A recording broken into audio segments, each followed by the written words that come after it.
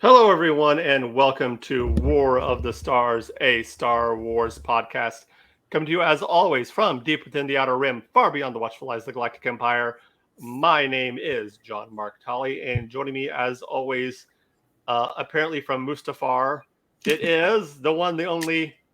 Garrett K. Jones. That's right. Hydrating is. Yeah, stay hydrated, dude. Dude, seriously, like yesterday, I made the mistake of coming home and having like a large Dr. Pepper. That Mm-hmm. was the biggest mistake Oh, because I ended up putting myself into like a heat exhaustion, and yeah. Yeah, had I a did. headache. I started getting achy, and I ended up like crashing out at like 9:30 last night. I I did was that once when I was younger in Florida. I was in the middle. It was Central Florida, and drank nothing but pop all oh, day. And we were at it was a glass bottom boat area, and had like alligators there you could do. And I remember waiting in line to go on the glass bottom boat and passing out from heat exhaustion, just completely just blacking. oh, that's the worst. And yeah. So I feel your pain. Anyway, well, we are here today. We're kind of continuing from last week, but from, to quote Obi-Wan Kenobi, a different point of view. We're looking at the New Republic as it was portrayed in the Legends.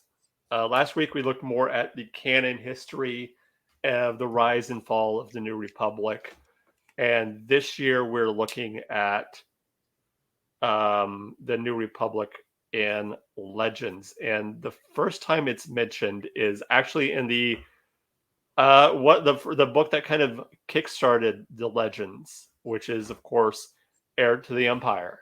Mm-hmm. Um, we kind of get a glimpse of that the rebellion has kind of morphed into this New Republic, and that Mon Mothma is in charge of it. I believe she's in charge of it this time. I'm pulling it up right now because I'm looking at Area of the Empire. I actually haven't read. I've only read um, the second volume, which was Dark Force Rising, where Mm, where Thrawn is looking for the the fleet. Yeah, the dreadnoughts. fleet. Yeah, the dreadnoughts. Yeah. Yeah, and so that one took a completely different angle from what Area of the Empire does. But yeah, um, so yeah, it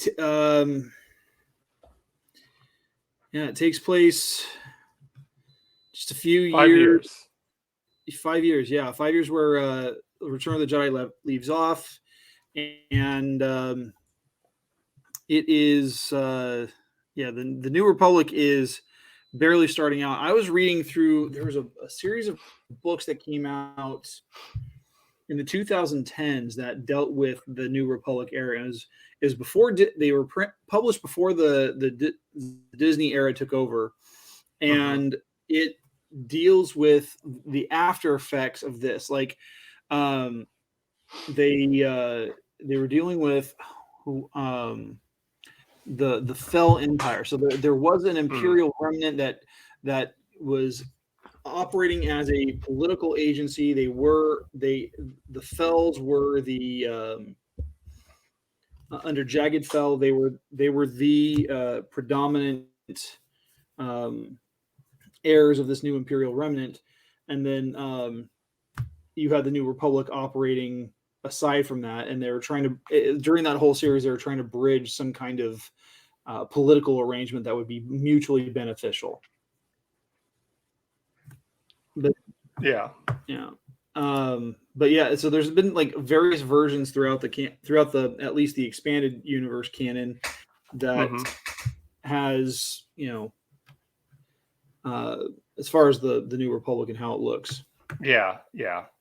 Well, I know that like from what I remember reading is, you have immediately after Endor, um, you have kind of some mopping up, you know, work, And then I believe it was right after the capturing of Coruscant, where they officially declare the new republic. Yes. That was kind of what they were wanting to do. They were wanting to capture the capital, and to give them some legitimacy. I'm looking here on Wikipedia, and first of all, they were initially considered a confederacy from about 4 ABY to 6.5 ABY, and then they became a parliamentary federal republic moving forward until they were completely destroyed in 28 ABY. By the Vong. Right. Yeah. Well, and this is considering this is the legends, not what's considered canon. Yeah. Canon being what's in the films and the books published under Disney. Yes. After what was it, 2011, 2012? I believe so. Yes. Yes. Which is interesting because like they had five capitals. Endor was one of them, surprisingly. Coruscant, Dasucha 5, which was the de facto, Nespis 8, which was also de facto, and Dak, which is the homeworld of Mon Cala and the Quarrens. Right. They use an alliance credit for the initial onset, but then the currency changed to the Galactic Credit Standard or Republic Dataries. And the religious body was the New Jedi Order. One thing I find different I find interesting with the difference between the new canon and Legends is the Republic military. In Legends, the Republic kept the military and kept it strong, very strong, in fact, because they were still fighting the Empire. You still had that ongoing war, but it just flipped. It kind of flipped on its head, where it was now the Empire were the. Oh, are you there? Hold on, I just had some music pop up on my screen and it just went haywire. Sorry about that. Oh no, it's fine. All of a sudden, an ad just starts playing for no reason. Ads. Probably gonna get dinged on that one. I didn't hear anything on my end. Oh, that's good. Yeah, thank God. But no, it was interesting how in Legends the dichotomy kind of flipped with the war between the Empire and the Galactic Civil War, where it was the Empire doing a lot of the hit and run tactics, using some of the same tactics that the rebels would use. Yeah. And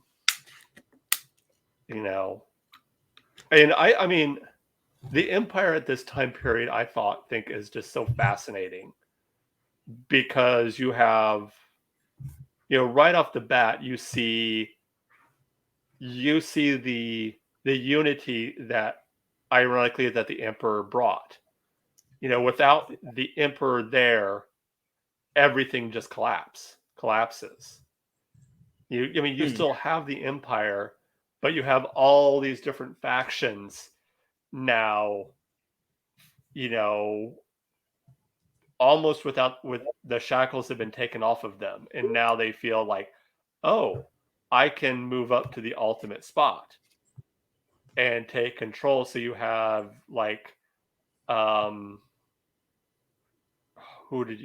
even before Thrawn, you had Yazin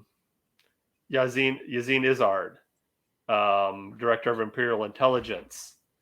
Yeah. You had all these warlord Zinnig, taking control of different factions of the Empire. You have other warlords kind of pop up, and kind of try and get a piece of the pie, while at the same time also trying to fight this burgeoning new republic. And then on the other hand, you had the New Republic, who's trying to set up a government, set up laws, set up, a constitution, all this stuff, while still dealing with this Imperial remnant who's out there causing trouble. Yeah. And well, and the thing that was really interesting is that as the just from what I remember, because I didn't read a lot of the Legends books, other than one or two novels, and so like my first interaction with the New Republic was, like I said, in Dark Force Rising, Yeah. and there's not a whole lot of the political stuff going on. I know that at one point, um, there was a group of there was like a race of like cat like aliens that Leia wanted to she wanted to work with. She wanted to partner politically and economically, and I don't really remember much of the story, and so that kind of leaves me in a bit of a lurch because I haven't read the book in like 30 years. Yeah. And in order to get a clearer picture, I'd have to go back. I'd have to read through Heir of the Empire, and then read through Dark Force Rising, and then what was the it was Heir to the Empire, Dark Force Rising, and The Last Command. Right, The Last Command. And so I'd have to go through and read those in depth because my experiences with the New Republic are limited to whatever I've seen in graphic novel form or in like brief images, from the sequel trilogy. And it's kind of weird though, like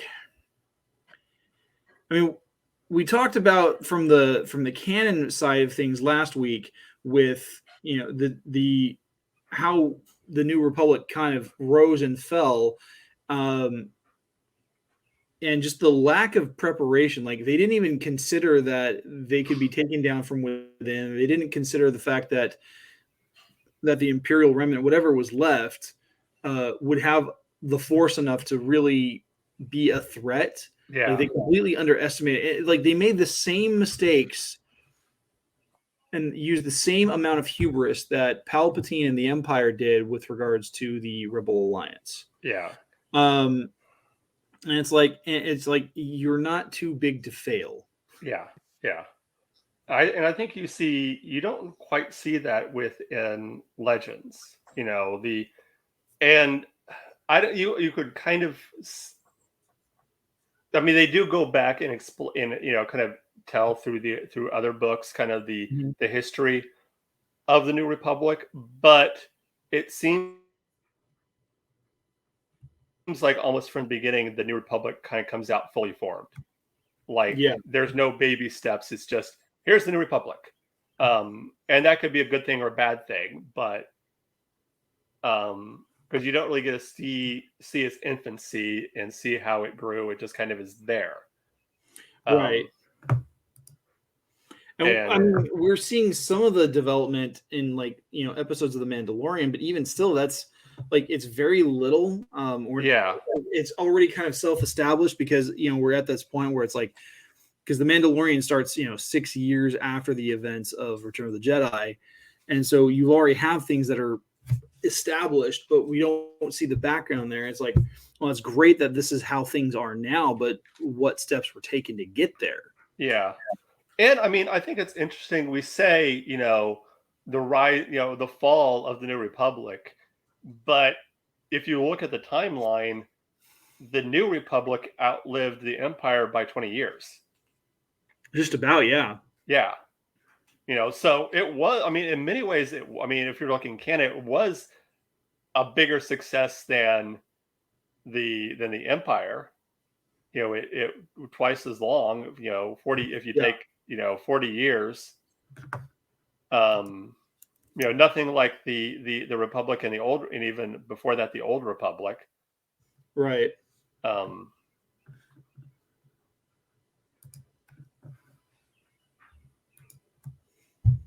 Yeah. So it's I don't know. It's one of those political parties. Like there is so much more. It feels like the lore of Star Wars just feels far more invested in what used to be. Like there's far more invested in the old republic. There's far more invested in the the rise and fall of various Sith lords, all this history, which is great. But what happens in the interim? What happens in between these stories? Because we're not getting that. Yeah. Like, I mean, one of my biggest questions, just as a casual, when I was just a casual viewer, and as I became more and more of a fan of the original trilogy, is like, how does Darth Vader go from knowing nothing about Luke Skywalker other than he's a pilot and he's a Force sensitive to knowing his name by Empire Strikes Back? There's no explanation for that. I mean, sure, as information spreads to the Empire, Rebel heroes are going to become more well known, sure. Yeah. But that's one of those things. Like, if you're part of the Rebel Alliance and you've got top agents, you don't want your enemy to know who those agents are. Even if they are official, they're like official officers in your military. Well, they actually had a graphic novel that answered that question of how Vader found out. Yes, with the that whole scene where he's on the bridge of the Star Destroyer and just cracks the window and he hears the name. Right, but that graphic novel it's Star Wars Volume 1, but it was put out by Marvel just in the last 7 or 8 years, and so the fact that we had to wait until 2015 or so, to get that issue and to see that information, that it feels a little late, because it almost feels like it's a retcon. It's like, this is one of those things that George Lucas just kind of left on the cutting room floor. We're going to fill in that gap with our own little DNA sequence and make kind of a hodgepodge monster of it, just like Jurassic Park would do. Jumping franchises. Yeah.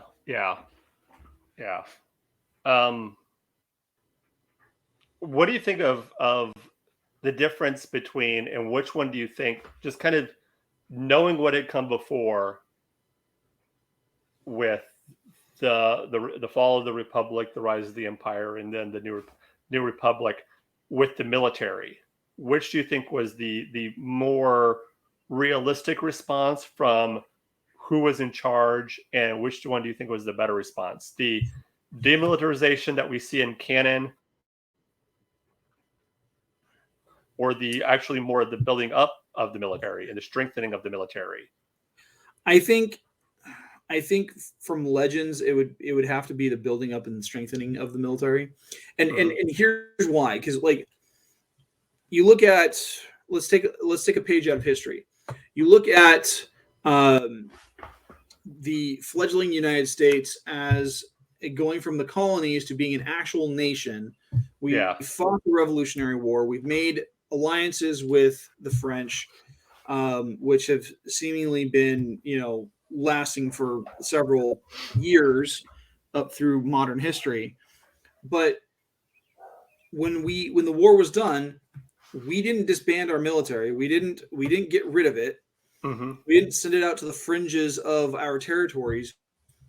We kept it close and we built it up. Why? Because Britain still had one of the largest naval fleets in the world.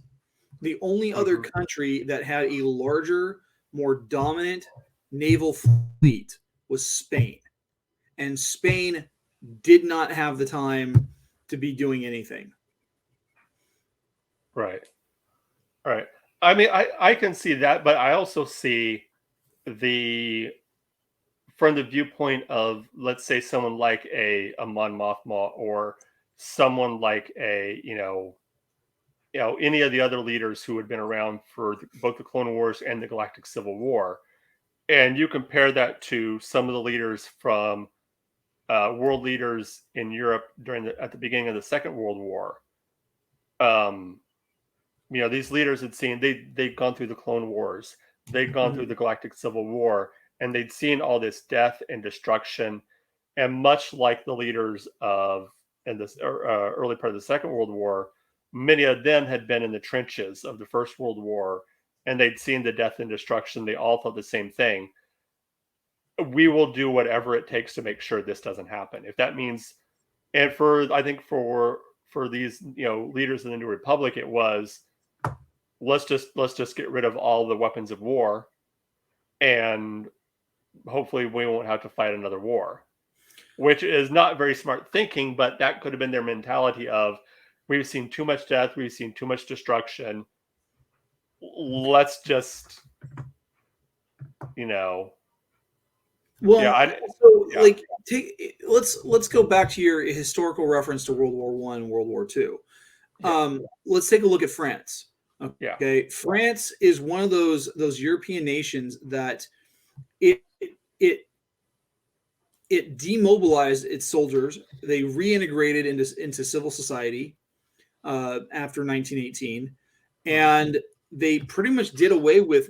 I mean, they had a lot of veterans movements. They wanted to make sure that their veterans were represented and were recognized for their contributions, but they dismantled anything that would have helped them retain autonomy, because in less than 20 years Germany comes steamrolling into France and pretty much takes over the country.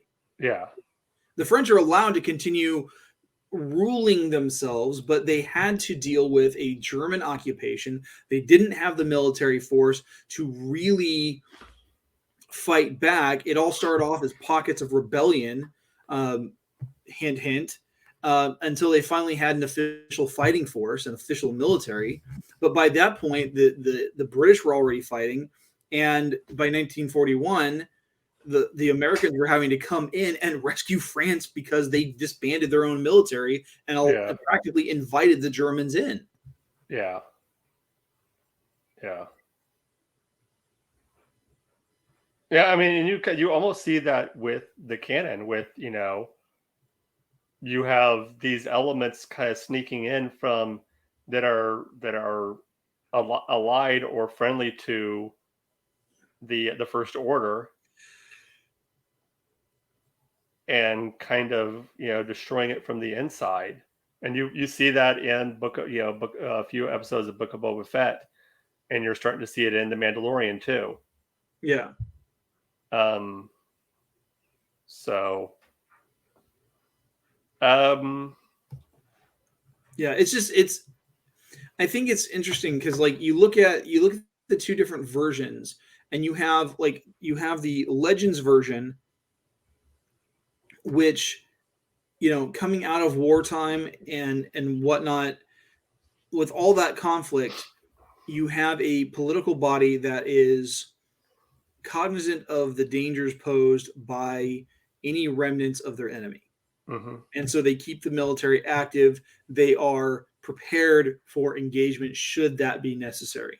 Yeah. But then you look at what the canon has done, especially under the Disney banner, and this is one of those situations where like the writers and producers are putting their own ideals in place of what would be a realistic and logical or common sense response. So, I mean, you have this government that's like, oh, we're a government of peace. Well, that's great that you're a government of peace, but the problem is, if you want peace, you have to prepare for war. This is where the Latin sic vis pacem parabellum comes into play.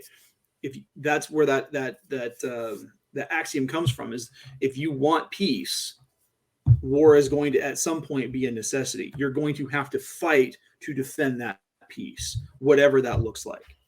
And in the case of the canonized version of the New Republic, they weren't willing to do that. They sat there, they rested on their peaceful laurels, which is fine, but they were ill prepared, and they allowed for the Imperial remnant that remained to build up into the First Order and build yet again another Death Star.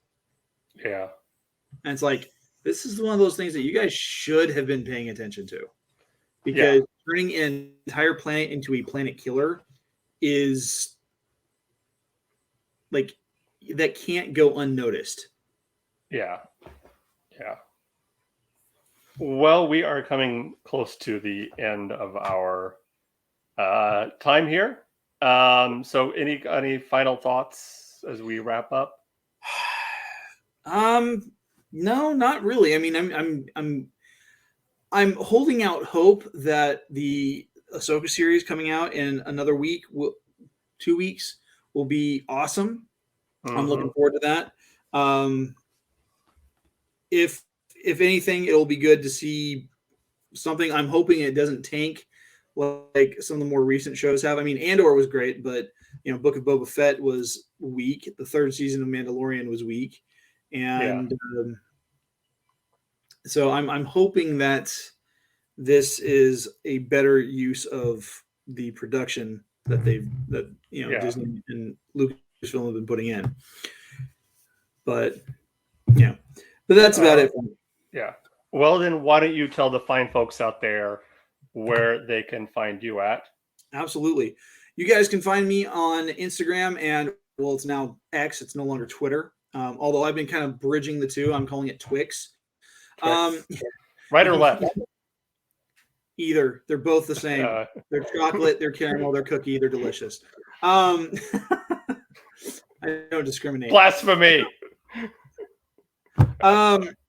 You guys can find me on social media at GKJ_publishing, where I talk about my books. I talk about writing. I've been doing a lot of Star Trek memes because they're really funny. My best friend loves it because they're all puns, and it's driving me insane because I've now appreciated those dad jokes. You can also find me on YouTube. Season 6 of my show, The Right Way, kicks off in October. I'm on hiatus right now, but we had a great season finale on the 29th of July, and you guys can get caught up by going to that channel, GKJ Publishing, and getting caught up on The Right Way. Awesome. As for us right now, of course, you can email us. That is the best way to get a hold of us. Gmail.com. warofthestars1@gmail.com. That is also our X, Twitter, whatever it's called now, handle at warofthestars1. All other social medias are under War of the Stars, a Star Wars podcast. You can also check us out wherever podcasts are heard, wherever you listen to podcasts. Just type in War of the Stars, a Star Wars podcast, and you should find us there. Patreon.com/War of the Stars. And as always, remember, this is not just my Star Wars. This is not just your Star Wars. This is our Star Wars. Until next time, may the Force be with you. This is the way.